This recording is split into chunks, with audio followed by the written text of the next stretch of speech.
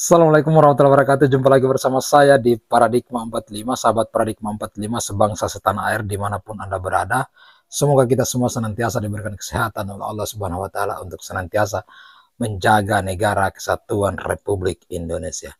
Sahabat Paradigma 45, yaitu kita kembali akan menayangkan ulang apa yang kemudian terjadi kemarin di sebuah masjid di Jawa sana, yang dimana ada seorang Wahabi cingkrang yang kemudian marah-marah di masjid dan marah-marah soal gendang rebana yang kemudian ada di masjid, bahwa itu haram dan apa dan lain sebagainya. Jadi kelompok Wahabi ini, mereka itu golongannya itu sedikit di Indonesia ini, namun mereka itu ngeyel dan bahkan merasa diri paling besar, seolah-olah mau mengalahkan kita yang di Nahdien, padahal kita lebih besar daripada mereka. Nah, menyikapi hal ini, di mana salah seorang Wahabisme yang kemudian marah-marah di masjid ini kayak cacing kepanasan ini karena melihat gendang rebana ini. Lalu Ustadz Suparman Abdul Karim mengingatkan kita bahwa baru-baru di Pakistan, karena ada orang Muslim yang kemudian merayakan Maulid Nabi, lalu datang seorang Wahabi dan melakukan pembohongan terhadap perayaan dari Maulid Nabi tersebut dan menelan korban sebanyak 52 orang atau kurang lebih 50. Jadi memang kelompok Wahabi ini benar apa yang kemudian dikatakan oleh Ustaz Suparman Abdul Karim, bahwa mazhabnya mereka ini kemana, apakah ke Hambali atau ke Syafi'iyah atau kemana. Bahkan Ustaz Suparman Abdul Karim mengatakan bahwa mazhab dari mereka ini bukan ketiga, keempat mazhab yang dipakai kita yang di Nahdien, tapi mereka mazhabnya adalah ke Imam Samudra. Karena kalau kemudian ada hal-hal yang mereka larang yang dianggap haram dan lain sebagainya, dianggap tidak disunahkan oleh Nabi, dianggap bahwa itu bid'ah dan lain sebagainya, bahkan terjadi kekerasan seperti yang terjadi di Pakistan itu, terjadi pemboman dan menelan banyak orang. Ini kan kemanusiaannya di mana dengan memaksa agama dengan cara-cara mereka, dengan pemahaman mereka, lalu tanpa memperhatikan kemanusiaan dan bahkan membunuh banyak orang. Maka terkait dengan hal itu, lalu Ustaz Suparman Abdul Karim memberikan ketegasan kepada kita. Lalu beliau menyampaikan bahwa Wahabi itu seperti ini dan harus kita lawan, karena jangan sampai kita yang kemudian mayoritas di Nahdien ini lalu dikalah oleh mereka-mereka yang jumlahnya sebenarnya sedikit, yang ngeyel dan mau memaksa diri untuk bagaimana rakyat Indonesia itu ikut pada pemahaman mereka. Maka dari itu, mari kita saksikan dulu apa yang disampaikan oleh Ustaz Suparman Abdul Karim berikut ini. Kalau kata minhum tuh golongan mereka Wahabi bin Wahaboy alias Wahabrot. Tahu Wahabrot? Orang Wahabi mengatakan maulid ini bid'ah, maulid ini musyrik. Jangankan maulid, geger kemarin ada oknum Wahabi ngamuk-ngamuk di masjid gara-gara anak muda sedang hadrah. Dia mengharam-haramkan hadrah, mengharam-haramkan terbangan rebana itu. Yang uniknya kan mereka itu sedikit, ngeyel, merengkel, ngotot, ngedet, ngeyel, merengkel, itu cuma sedikit. Mereka minoritas, tapi berani ngamuk-ngamuk, berani marah-marah.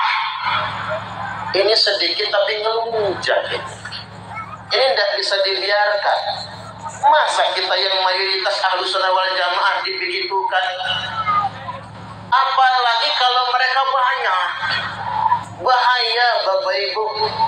Kejadian pekan yang lalu di Pakistan, umat Islam di Pakistan sedang merayakan Maulid, dibom sama Wahabi takfir. 52 orang tewas. Orang sedang sholawatan, orang sedang maulid, dibom. Itu kalau banyak. Makanya Wahabi itu gak boleh banyak. Cocok aja dong. Iya banyak. Ya kita harus sepakat. Masjid jangan sampai dikuasai mereka.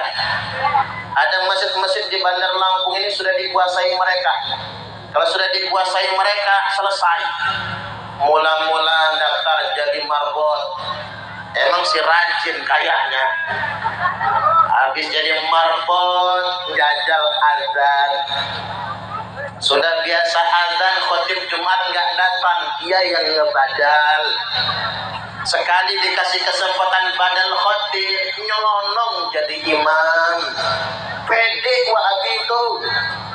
Udah istiqomah jadi imam, begitu ganti takmir, teman-temannya dari berbagai macam daerah suruh ngumpul. Ada yang suruh ngontrak dekat masjid, ada yang beli rumah di sana. Bikin tuh ganti takmir dari mereka. Ahlus Sunnah wal Jamaah dipinggirkan semua. Makanya hati-hati, kita nggak bisa lagi toleransi. Kalau mereka cuma numpang sholat, monggo bersol. Wong sama-sama Islamnya ini, gitu begini. Silahkan, masih kita terbuka, aliran apapun boleh sholat di thariqul ibad. Tapi kalau mau ngatur, jangan. Cocok atau cocok? Ini harus tegas Bapak Ibu. Ini banyak anak muda yang nggak mondok. Anak muda nggak mondok ini dibid'ahkan Wahabi, udah keder duluan. Saya ambil contoh, anak-anak muda Ahlussunnah wal Jamaah keder sama Wahabi. Contohnya apa? Habis sholat nggak mau lagi menghusap muka, menghusap ubun-ubun ke kening atau wajah itu Bapak Ibu memang bukan bagian sholat. Itu perbuatan selesai sholat, tapi itu sunnah.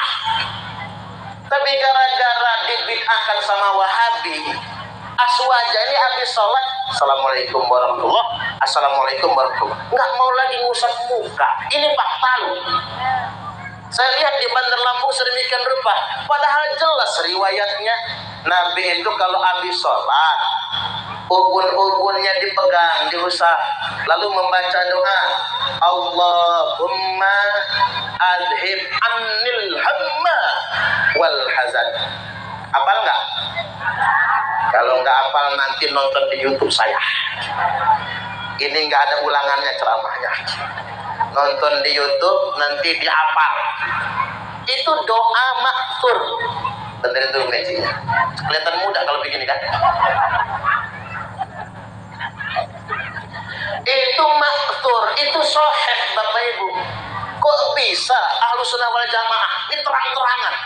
Sudah banyak orang Islam yang nggak mau menghusap keningnya, tidak mau menghusap ubun-ubunnya, tidak mau menghusap wajahnya, gara-gara dibid'ahkan Wahabi.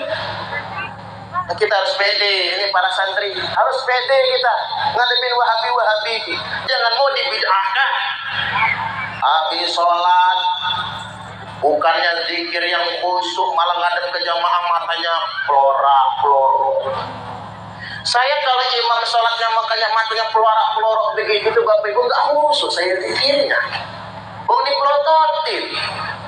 Zikir jahar sudah ditinggalkan, di sini zikirnya masih jahar. Masih jahar kan?